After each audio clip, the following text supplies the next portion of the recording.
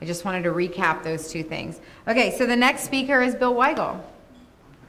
Keep Forward Wild. Let's not let that phone go off again. I didn't hear it. I heard it loud and clear. Okay, I must have gotten into someone else's here. This microphone, go to this microphone. Oh, good. Okay.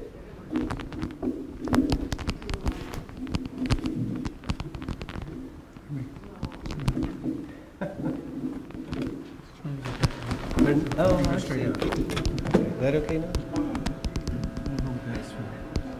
I think we're getting feedback for something. No, something came off back here. Oh, yeah. Oh, geez. We may need the technologist now. Hope it. Ah, there we go. Okay. Oh, I see what the problem is. What? My thingy is interfering with your cord. Sorry about that, but This is not part of my 10 minutes, I hope.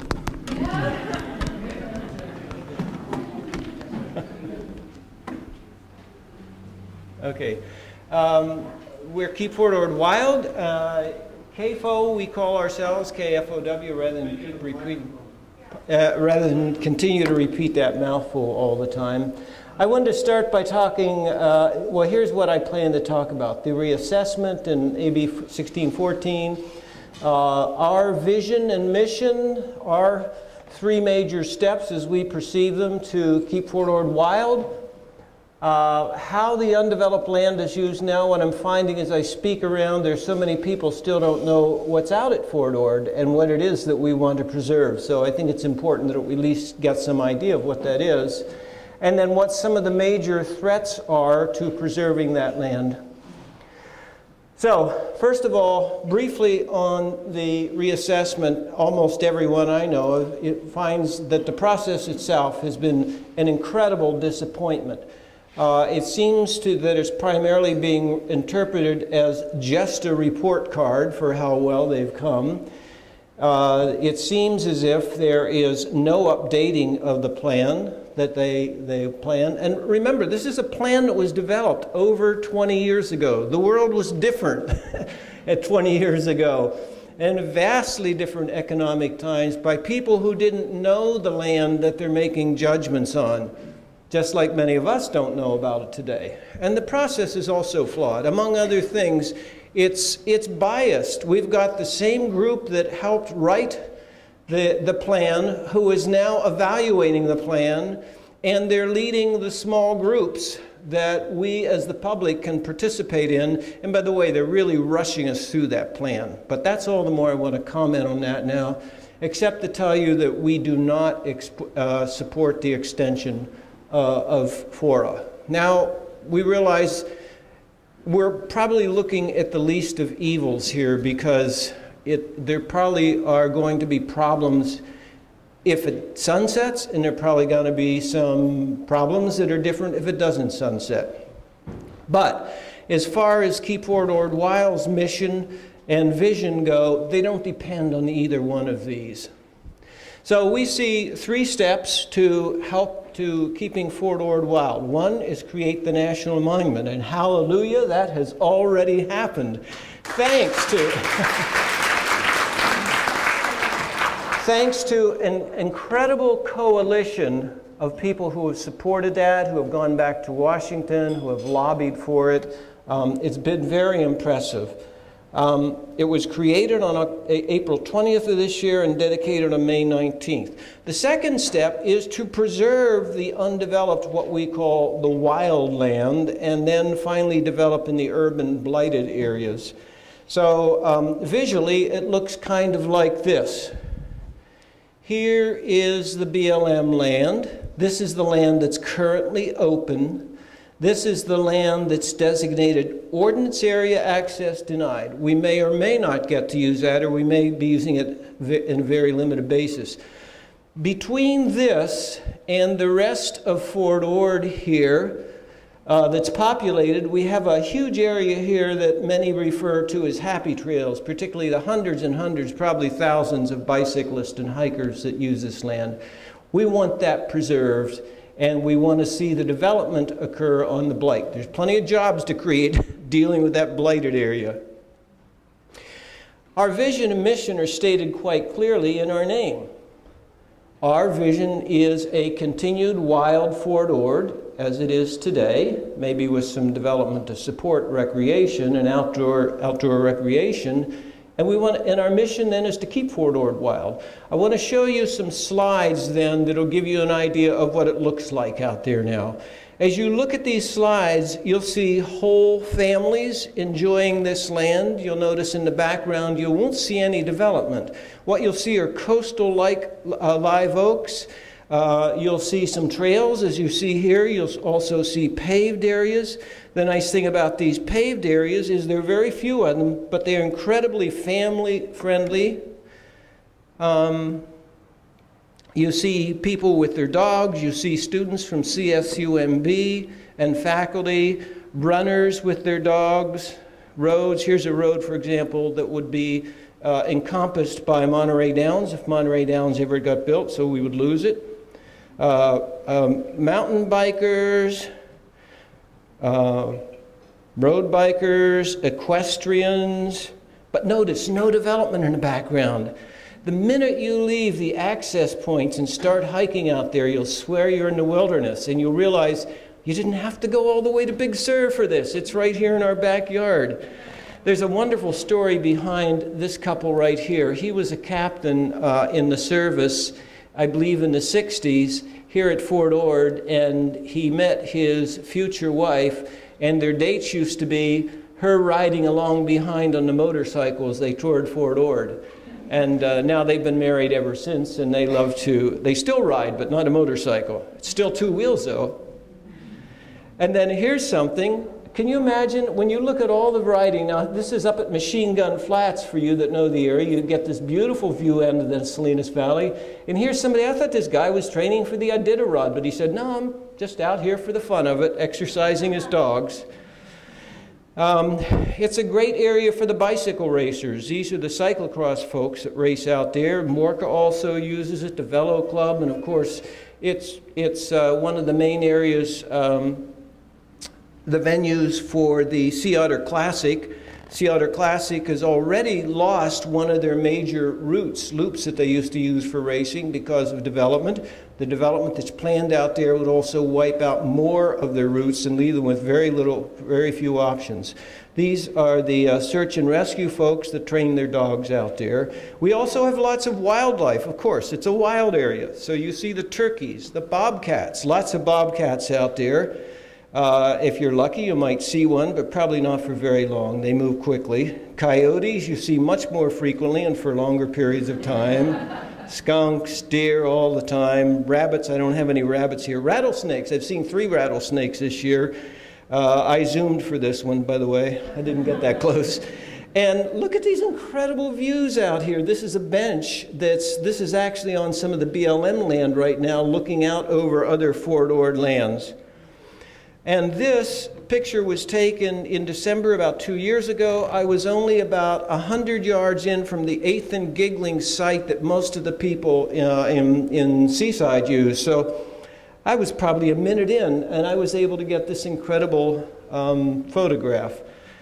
Beautiful coastal live oaks out there. This is one of the no, this is not a vernal pond. This is a year-round pond. This is called Mudhen Lake, and here you see a single-track trail by it. Gorgeous scenery.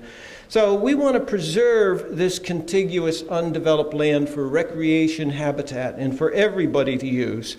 The contiguous undeveloped lands, as I define them, are the areas inside this blue line, which if you were to zoom in on this using Google Earth, as I did, you would see in the interior of this, there's no development, no houses. Outside, basically, you have the cities. The yellow lines show the limits of Fort Ord, and we see how this area here is surrounded by cities. Marina, Seaside, Delray Oaks, all the development out on Highway 68 in Salinas. So it really does serve as a regional park for all of us. Maybe we should call it a regional wilderness park. So now I'm zooming in on what we call the Happy Trails area, and one of the things you should notice here is all these white lines are gravel roads and gravel trails that can be hiked and bicycled, and are by thousands of people. And over here is CSUMB. The students love to use this too, and I see we have some faculty here tonight. Why should it be preserved? Well, it's a family-friendly parkland. It's in our own backyard. It serves all of our local cities and other cities, and believe me, they have lots of visitors from afar come here too. It's covered with coastal live oak woodlands and other wild habitat. And the parts they want to develop are the parts exactly where all the coastal live oaks are that will have to be removed. Contains an access corridor between the Fort Ord Dunes Park and the Fort Ord National Monument, which I'll show you in a minute. It's used by visitors. I'm amazed. People find this place even though it's not advertised anywhere. Think what if we advertised it? And the proposed developments, for the most part, either aren't needed or they can easily be sited elsewhere in the undeveloped parts. Here's a little fact I think you might be interested in. The closest cities have the least amount of acreage per thousand population of all the surrounding cities. Now, this is important, of course, because where do you go if you want to take a long walk? You want to take a bicycle ride. In fact, this is the only place really nearby where you can do any off-road bicycling or even on-road bicycling where you're not facing traffic. So here's some proposed developments I want to go through very quickly. MST Whispering Oaks, you know, we've already defeated development of MST Whispering Oaks, but coming up very soon, the supervisors are going to be considering a proposal to protect this in perpetuity as recreational land, and I'm sure Amy will make sure that we learn more about that and we can participate. Pardon? June 26th, it should be on the Board of Supervisors agenda for that redesignation, which will be the cherry on the cake of winning that. Right, yeah, that's what we want. Okay, East Side Parkway, Monterey Downs Horse Park, Inner Garrison Office Park. Most people don't even know about that. East Garrison 2, the MPC training facility. So here is where the MST Whispering Oaks is that we preserved. Here is a new road. There's absolutely no road out there right now. This is it. They plan to put a main highway in here from the end of Eucalyptus over here to Inner Garrison. And the obvious thing about this is what you see here is mainly trees. This is all wild land. This will split it in half. Think of what that does to the habitat and to the animals that have to travel across there. Believe me, there are animals all over the area, and there's other flora and fauna also. This is the Monterey Downs footprint here. It's huge. It's about 550 acres. This gives you an idea of some of the things they plan there. These are all residences. I believe it's over 1,000 residences. Here they have a horse racing track. It says training there, but they've admitted there will be racing there. They plan to have gambling here. And they've got this arena, 6,500 seat arena. They want to have something like 60 events a year in this area. The parking here must be at least 50 or 60 acres. Now the thing to realize is the only asphalt out here right now is this giggling road that's obliterated here, but that's where people go to hike and bicycle now, and the 8th Street extension. All the rest of that asphalt out there is new. The endowment parcel, that's really been made a part of Monterey Downs, kind of an unfortunate thing. And then they have another 74-acre parcel here where they're talking about putting in the Inner Garrison Office Park. That is almost entirely covered in coastal live oaks too. Okay, East Garrison 2, you've probably seen East Garrison 1, although it's really hard to see unless you hike out here. You can see just a tiny bit of it as you're traveling Reservation Road here. But once this is done, the plans are to have an area equally as large up here called East Garrison 2. The MPC training facility, I don't actually have that on here, but it's down in this area. So you see we've pretty much covered all of this wild land that we know as the happy trails. It will remove close to 50 to 100,000 coast live oaks. It'll destroy and fragment the habitat for the animals, remove local access points for Seaside, Marina, and other nearby cities. It'll compromise this coastal Fort Ord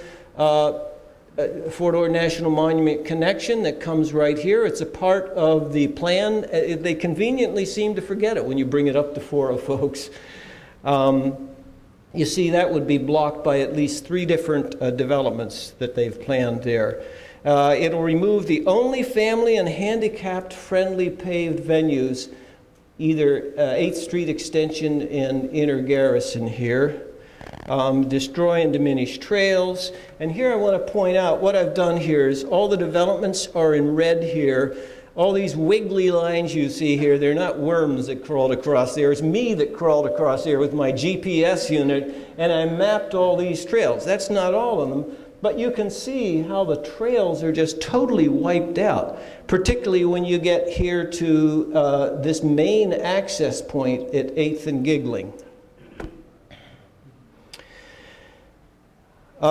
And of course, it'll compete with development in the blighted areas.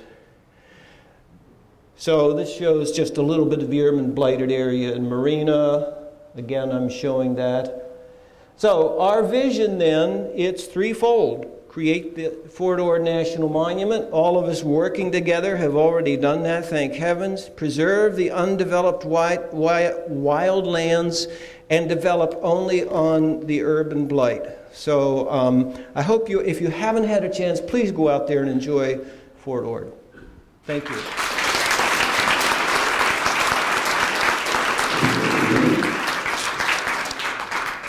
Again, just a brief recap of what Bill brought up. Our dear supervisor in the 4th District, Jane Parker, did a board referral to get that MST Whispering Oaks parcel redesignated to open space. So currently that parcel is designated for development under the base reuse plan. So Jane is asking for that to be redesignated per the direction of the 18,000 people that signed that referendum. That will be before the Board of Supervisors tentatively June 26th. If you would like more information on it, LandWatch will keep all of our members posted on when that's going to come before the board. I'll pass out the sign-up sheets and you can give me your email and I'll make sure you know when that's going to happen. It was supposed to be on Tuesday the 19th. They pushed it back to the 26th. I'll keep you posted.